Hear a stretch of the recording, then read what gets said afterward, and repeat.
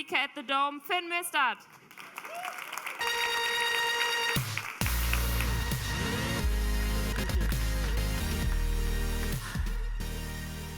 Okay, thank you so much. Thank you for inviting me. I know nothing says boring like the Norwegian Consumer Council. So I'm here, standing between you and the beer. And I know that's a very thankless task. So I ask you to bear with me. Hopefully, at the end of this talk, you will leave with some enthusiasm about the concept that protecting privacy and security is a good business idea. My job is to read all the terms and conditions that no one ever reads, just like the introducer said. My job is to look into the apps. I hack them, not me, but my team. We hack the apps, we look at the data, and we see where it goes. We look at the security, and we see if it's sound enough. We prosecuted small companies and big companies, but my job is not really to go after companies. Ideally, the companies see the reason and see why this is good for consumer trust and consumer loyalty to do these things.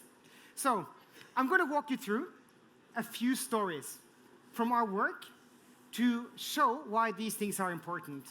And as a little treat at the end of my talk, we're all going to have a little competition. And I brought a little prize from Norway.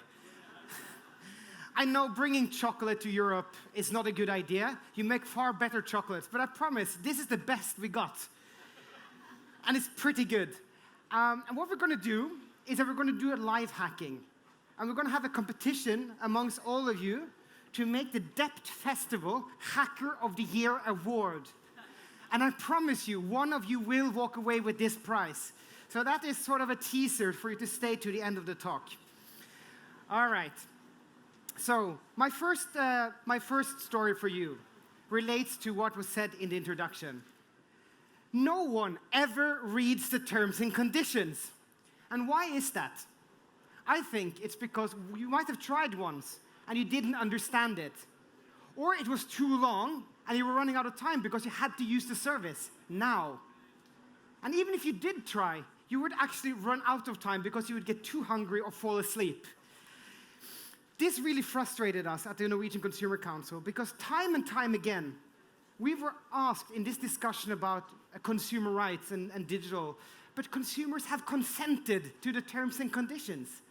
This is all on the consumers. If they don't want to use the service, they should just reject it. And we got really annoyed at this notion that the responsibility was all on the consumer.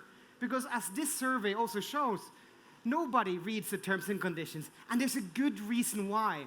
So what we did, as a little stunt, we printed out the terms and conditions of 33 popular apps. And that is like the conservative estimate of what you use on a monthly basis. Probably use much more apps than that. So we printed out the terms and conditions. You see them here. We put up a webcam, and we transmitted the experiment live on the interwebs. Believe it or not, this is what happened. So we had people helping us. We started reading, so it took us 4 hours. It took us 10 hours. We still weren't finished. We had to sleep in the office to conduct this experiment. 24 hours, and we were still not finishing reading the terms and conditions. In the end, it took us 31 hours, 49 minutes, and 11 seconds to read the terms and conditions of an ordinary telephone. And that does not include all the websites you visit every day. It does not include all the updates, and so much more. So this is a very conservative estimation. And as we all know, reading is one thing. Understanding is a completely different story. And my team, we're very small, but we have technologists, we have lawyers, etc. We try to understand the terms and conditions, and we still don't understand them.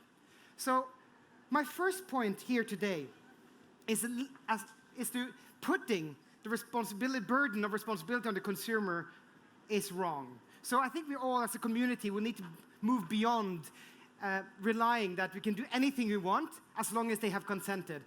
Or at least we have to turn the consent model completely around from what we've seen today. So that was the first story. And obviously, we had to try the apps, right? We can't only read the terms, you have to see what happens inside the app when you use it. And obviously, some of the most popular apps in the world are dating apps, right? Who hasn't used a dating app? Most people have. There's one down there. All right, well done. And when you do that, right? You do that because you want to find a partner, and you're quite happy to share information with whoever you're communicating with, most likely. So obviously, it's my job to test these apps. So I had to download one of these apps. One of the world's most popular dating apps, actually. So I went home to my wife. I just married. And I told her, I just have to do some purely scientific studies at work. I hope you don't mind that I download some of the world's most popular dating apps on my phone and see how they work. Magically, she agreed to me.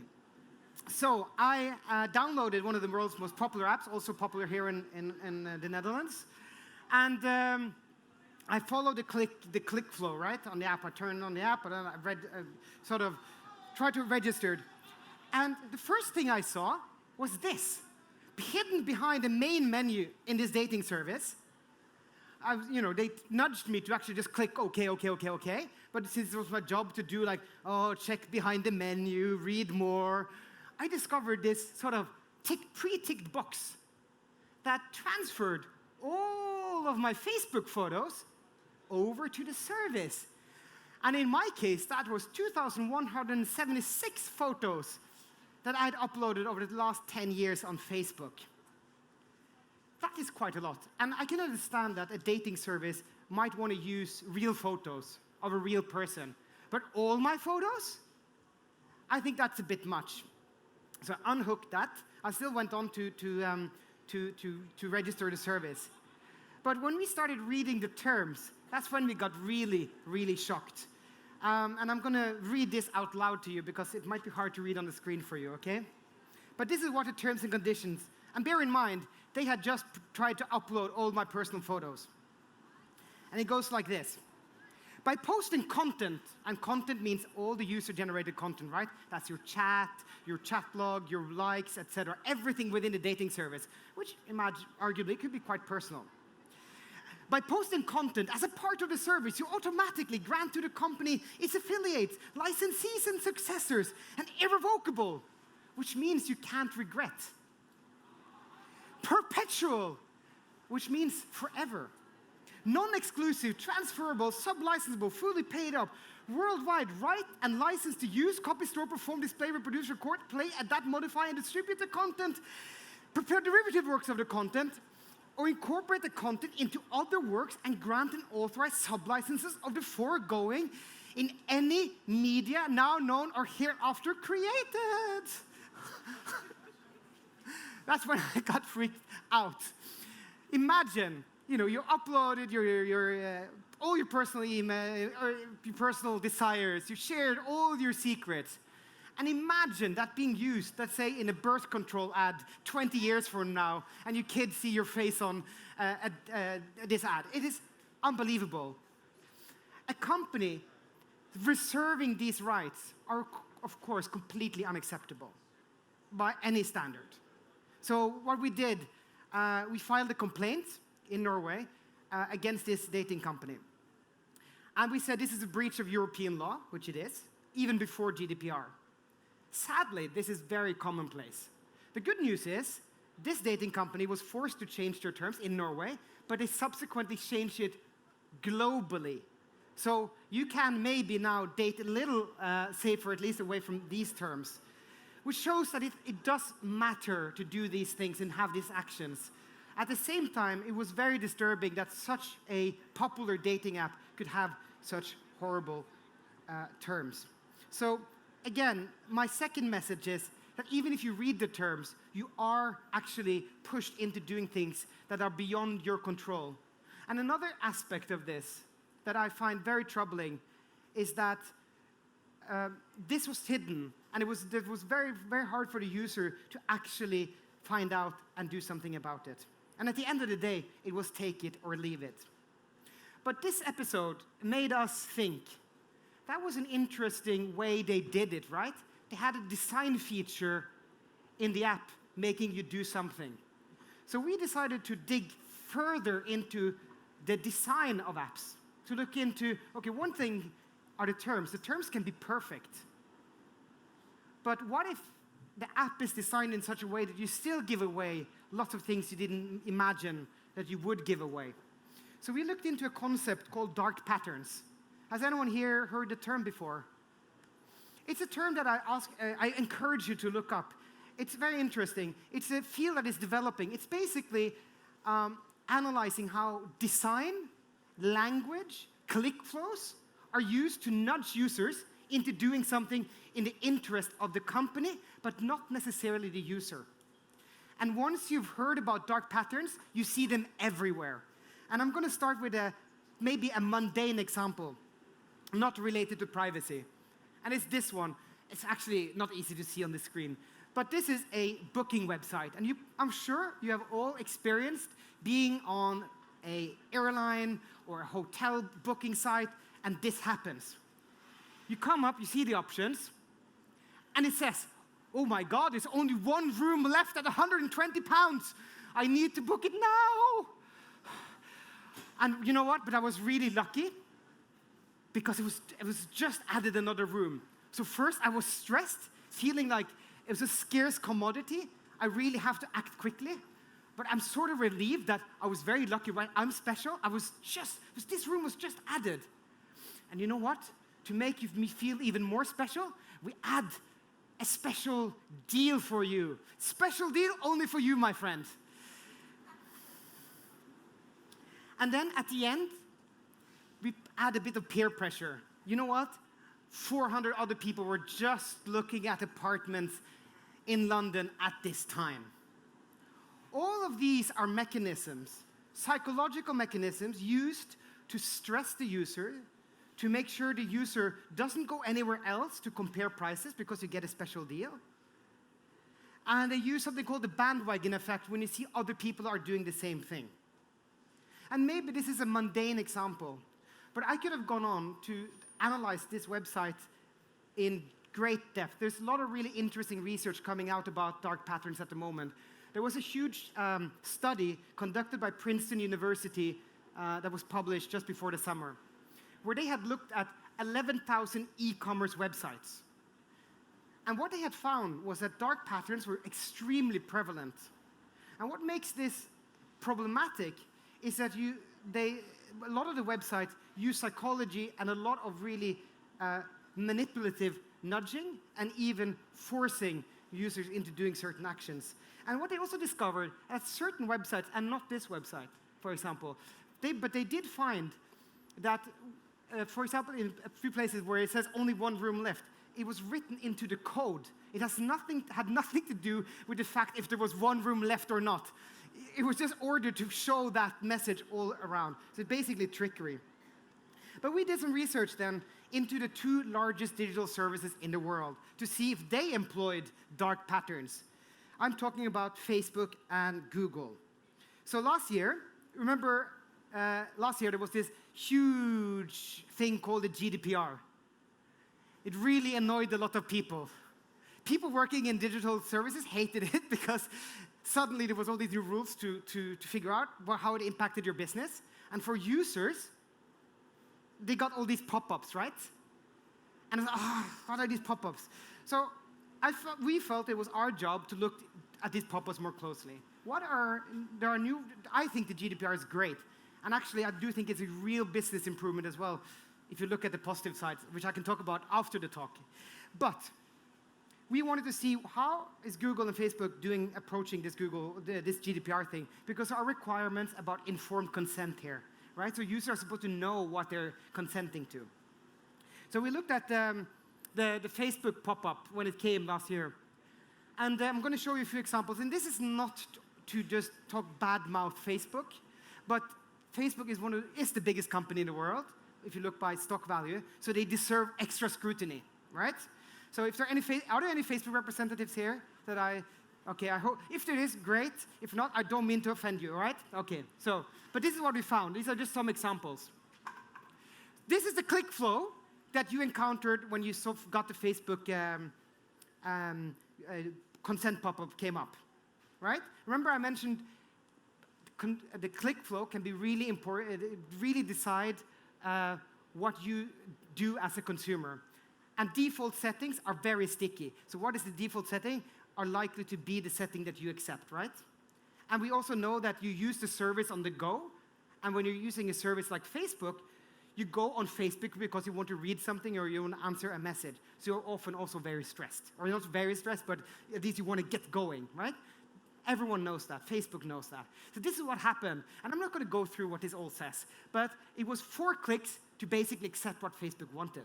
But what did you actually accept then? What you did accept was facial recognition technology being allowed on your Facebook profile. Facial recognition had actually been barred from being used in Europe before the GDPR, but Facebook saw it as an opportunity to ask for consent.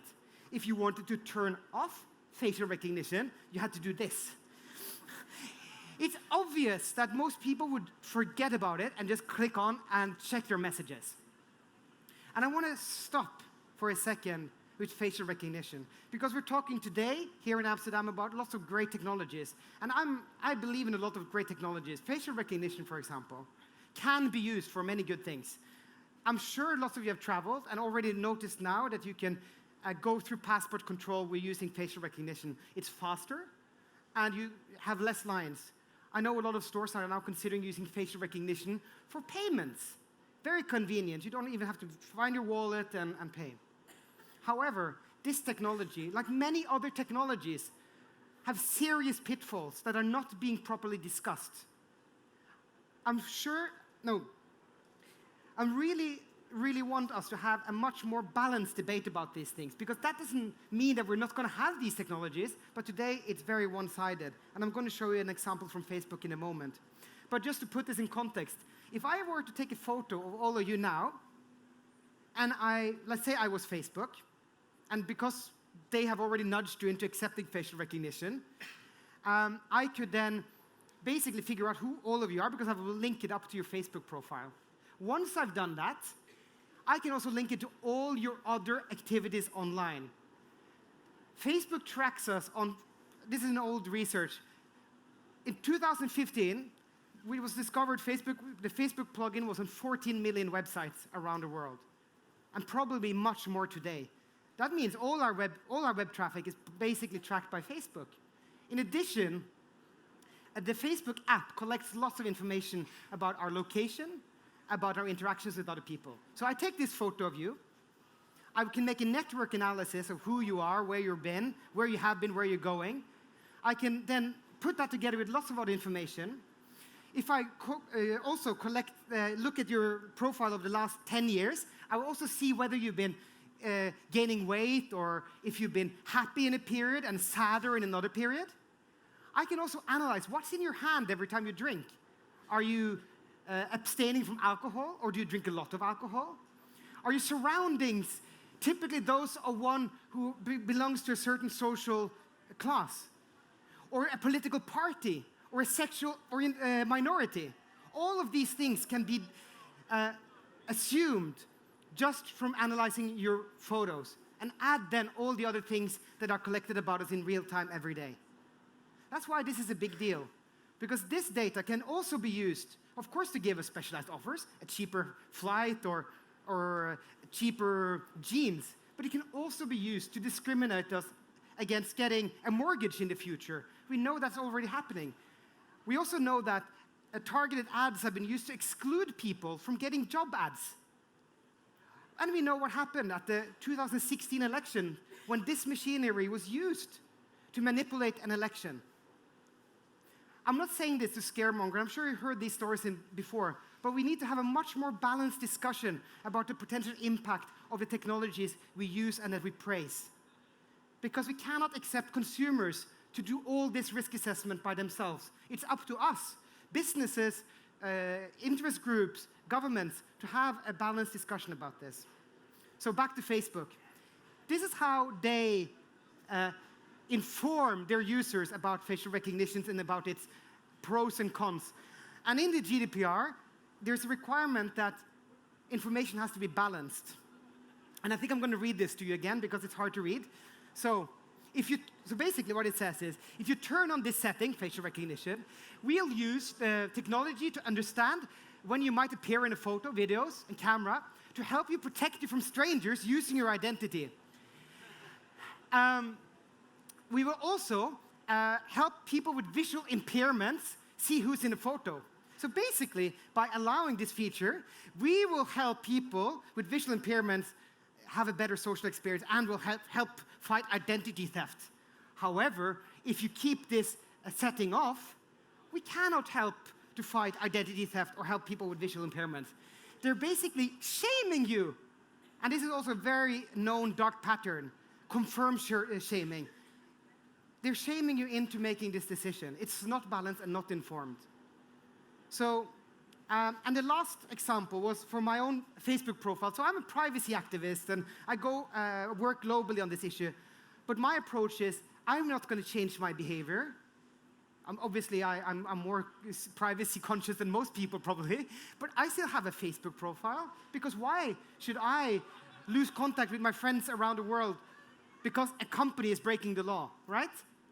This is what happened as well. And remember, I said the issue about stress, right? How companies used stressful situations to make you do what they wanted.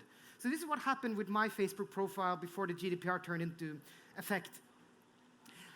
So this is the pop-up, right? And up there you see these two red dots, right? Do you know them? That's when an indication that you have messages, right? And notifications. So I thought, oh, wow, okay, so I have to make this important decision about my privacy future now, and I have lots of messages, right? Oh, shoot, what do I do? So I started doing this, right? And then there were very few choices that I could actually do. And I read the policy, that's my job, right? 28 pages in total when I put it into a Word document I had to read. And one of the only things I could actually say yes or no to was facial recognition. Everything was take it or leave it. Because at the end of that process, at the end, I had two choices. One was to accept and continue into Facebook. And remember, I had 2,000 pictures there, right? I have friends around the world. I have all my communication. Lots of things happen only on Facebook, right?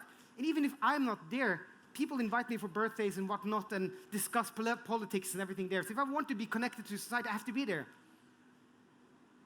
And I get to my decision point. Do I delete my account or do I accept? And those two red dots pushed me, of course, into accepting. But of course, I took a little double check. So I opened my Facebook profile in another browser. And guess what? There were no messages. Those are fake red dots. They're not real. So this is completely unacceptable, of course. I think there were a GDPR complaint against this, against Facebook filed by someone else. But obviously, this is not okay. So these are just examples of how we should not do things. I believe that there are ways of collecting data from users. I do believe consumers want good services. And I'm sure they're willing to do quite a lot to actually make services that are based on personal data. I'm pretty sure of it. But they don't like being tricked. And I think Facebook has paid a heavy price the last year with all the scandals it has had in the privacy field. But still, it's one of the most valuable companies in the world. So that's another story. So I really hope that when you go back to your business and you talk about this, don't fall into this trap. You can do better. And I really think so. And I do think that builds trust with users. And now I want to bring you to the last story, because I assume, how much time do we have left? Okay, but then we'll go into the last story anyway. The last speaker, I think we're running out, getting close to the end, which I'd love to have some questions too. So I'll go to the last story. The last speaker talked about how everything is getting connected, right? How Internet of Things is coming into our lives. So we decided to look at that as well, of course. We have to do that. We can't be a responsible organization if we didn't. So with billions of devices getting online, and with our experience with other services, we thought, okay, we need to look at this more closely. So we decided to look into IoT products aimed at children. Because children, right, they deserve extra protections. They're a vulnerable group that does not have the abilities to make informed choices. So we thought, okay, we look at the IoT field on children. At least there we will find safe and secure products. Spoiler, we didn't. Let me introduce you to my friend Kayla. My friend Kayla is an internet-connected doll. It has voice recognition technology. The goal is, or the point with that doll, is that children can talk to the doll, get responses from the doll, and learn more about the world. It's connected to Wikipedia, and it has a pre-installed database. What could possibly go wrong? Let me show you. So, this was voted Toy of the Year in many countries around Europe and the world.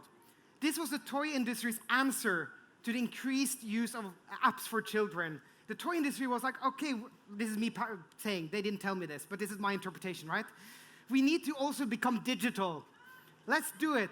Let's use our traditional item and put some internet on it. So what we're going to do now, or what we discovered, was that the voice recordings of the child was sent to a third party in the US doing voice printing. Voice printing is pretty unique. All voices are different. And they had in their terms that they could use the voice recording for any purpose, more or less for eternity. We also discovered that the voice recordings could be used for targeted advertising, and that the producer could change the terms whenever they wanted without notice. But what made this even worse was that this doll has a Bluetooth device, right? It connects to the internet. And basically anyone can connect to it. So we got really worried, right? This is a doll that's in children's bedrooms, right? Children are supposed to have this as a trusted companion. But anyone can connect to it. Very strange. So we contacted the company. The company behind this doll said, you have to be an IT expert to hack this doll. And we thought that was very strange, because for us it seemed pretty easy. But you had to be an IT expert. And this is what we're going to do now. So I know at presentations people say, don't pick up your phone, don't be rude, don't look at your phone. Now you're actually going to look at your phone. So if you want to take part in this experiment and maybe win that Norwegian chocolate, I invite you to join me in hacking Kayla. So what you're going to do is you're going to go to your phone, whether you have an Android phone or an Apple phone. You're going to go to your Bluetooth settings. Turn off your Bluetooth afterwards, please. But you turn it on now, and I'm going to turn on Kayla. And there will be the reward for the first person to connect to Kayla, okay? And we're going to see how difficult it is. And we're going to turn it on now. Okay, it's on. And let's see if you can find a super secret Kayla on your Bluetooth device, or on your Bluetooth reader. I will hear a little noise when someone is connected.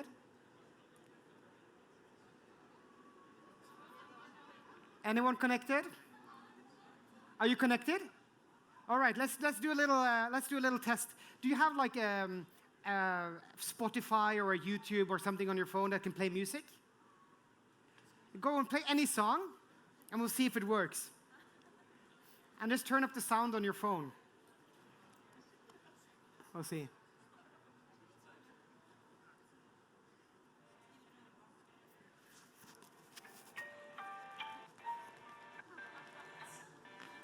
Can you hear this? Yeah. We're now playing music through the doll.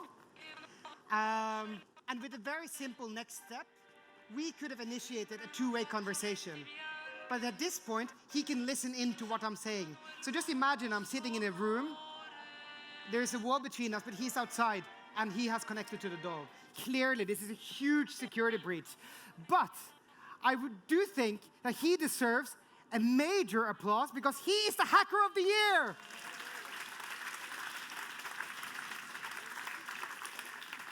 Do you want to come up and get your prize?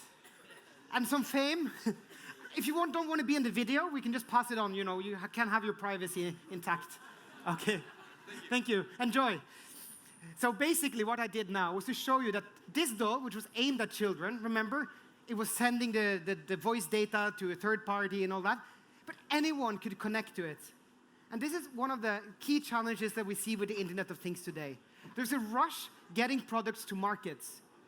And there's a rush to really win the market. And it comes at the expense of security and privacy way too often. But I do think if we get this right, we can really make the Internet of Things be of benefit to consumers and to society. So I really hope that at the end of this talk, you go back, whether you work in a business or an organization, you say on Monday, we should really work on this and really make it good because it really benefits. Because what happened to this doll? Of course, it got pulled from the stores and this company doesn't exist anymore. And we don't want that to happen. And we don't want to be the bad guys telling everyone. And in Germany, they actually banned the doll. So you can now find her at the Spy Museum in Berlin. And on that note, I would like to finish my talk. Please contact me after the talk or you find me online. I'm happy to discuss this further. We do think this is not a topic that is opposing having a good business. We think it's possible to do it merged. And I'd like to finish with a little movie about Kayla. This is what happened with Kayla when we published this little report. Toys, they claim, put children's privacy at risk. One of those toys is interactive doll My Friend Kayla. Kayla. Kayla. Kayla, Kayla, Kayla. Kayla. Kayla. Kayla. Kayla. Kayla doll. Spies. They're everywhere. NSA, CIA, and now MFC. My Friend Kayla. With security gaps allowing it to be potentially hacked, turning it into a monitoring device. What the doll should say is, I'm recording everything your child says and transmitting it via smartphone back to my parent company. Private conversations between your child and the doll are recorded and then used without limitation. Poses a threat to your child's security. Parents that have bought this doll should destroy it. Be very quiet, though. Really invasive surveillance. And that's just creepy. That is absolutely the setup for a sci-fi movie about a dystopian future. And how did we get there? My Friend Kayla. The smart toy banned in Germany. Germany has banned the doll. Kayla.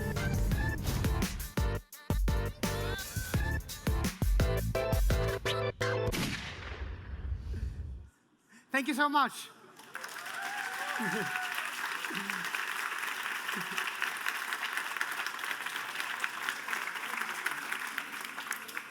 We are totally out of time. The other stages have already finished. So if you want to talk to Finn later on, just grab him and invite him to a beer.